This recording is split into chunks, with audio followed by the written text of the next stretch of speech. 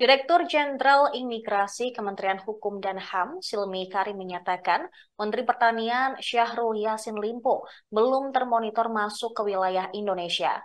Silmi yang ditemui di Kompleks Istana Kepresidenan Jakarta pada Selasa hari ini menuturkan, berdasarkan data perlintasan dan kerjasama antar negara, Syahrul terakhir terdeteksi berada di Roma, Italia.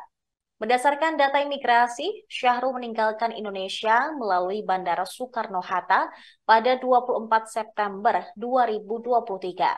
Ketika itu, Syahrul menumpangi pesawat Qatar Airways menuju Roma dengan transit di Doha, Qatar. Silmi mengungkapkan, Syahrul semestinya terbang meninggalkan Eropa pada 30 September 2023, kemudian tiba di Indonesia pada tanggal 1 Oktober 2023.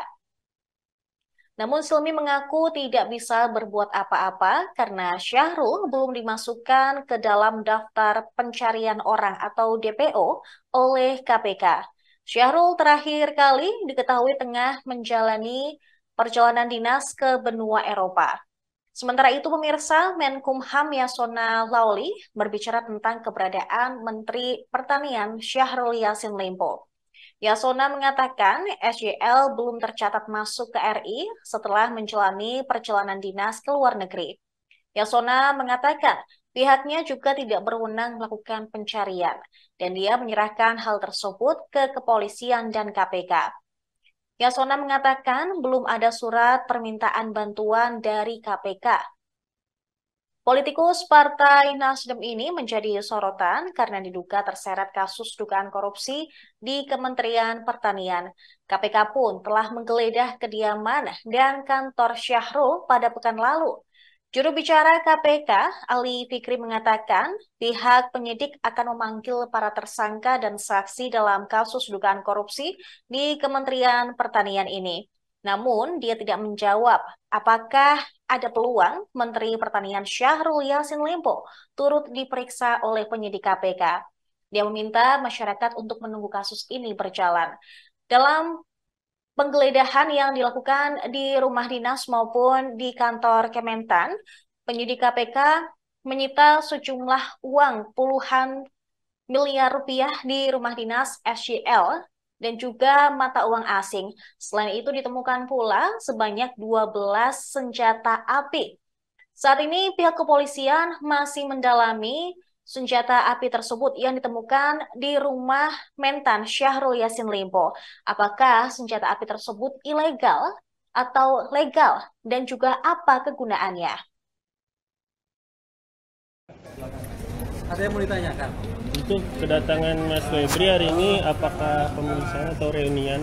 Baju lagi, Pak. Sudah kejauhan. Oke, baik teman-teman. Ya, jadi sebagaimana yang tadi pagi sudah kami sampaikan ya, dalam rangka untuk terus pengumpulan alat bukti yang sedang KPK lakukan dalam proses penyidikan dugaan korupsi di Kementerian Pertanian. Tentu kan setelah melakukan penggeledahan kemarin ditemukan banyak bukti-bukti baik itu uang cash gitu ya, rupiah maupun mata uang asing di mana rumah dinas menteri yang teman-teman juga sudah sebagian mengetahui jumlahnya lumayan besar, ya, kurang lebih 30 miliar itu, termasuk juga dugaan senjata api yang sudah diserahkan pada Direktorat Intelkam di Polda Metro Jaya. Tentu kan berikutnya kami mengagendakan pemanggilan terhadap saksi-saksi untuk dikonfirmasi gitu ya, dari temuan bukti-bukti pada saat penggeledahan maupun dokumen-dokumen yang pada saat proses penyelidikan tentu kami juga telah mendapatkan ataupun memperoleh data dan informasi terkait dengan perkara ini gitu ya. Oleh karena itu betul hari ini tadi kami memanggil 3 orang ya, ada sebagai saksi tentunya ada Febri Diansah, kemudian Rasamala Ritonang dan juga Donald Faris. Yang ketiganya berprofesi sebagai pengacara. Nah, itu yang kemudian kami panggil. Jadi bukan statusnya sebagai pengacara seseorang gitu ya, tapi memang pekerjaannya yang kami tahu dalam surat panggilan adalah seorang pengacara. Sekali lagi bukan kapasitasnya sebagai advokat, sebagai pengacara gitu ya. Tapi memang kebetulan pekerjaan dari yang bersangkutan adalah yang kemudian kami tahu di surat panggilan adalah sebagai seorang pengacara. Sekali lagi tentu pemanggilan ini merupakan kebutuhan dari proses penyidikan untuk memperjelas terutama dokumen-dokumen ya yang kami temukan pada proses penggeledahan. Kami perlu konfirmasi kepada para saksi ini ya, termasuk Donald Faris tentu sekali kapasitasnya bukan sebagai kuasa hukum ataupun advokat ya. Jadi nanti kami akan konfirmasi terkait dengan dokumen-dokumen dimaksud. Dokumen-dokumen ini ditemukan pada saat penggeledahan baik itu di rumah dinas Menteri Pertanian maupun penggeledahan di tempat lain, ya, termasuk diperoleh dokumen-dokumen tersebut ada di rumah pihak lain yang sudah ditetapkan juga sebagai tersangka oleh KPK.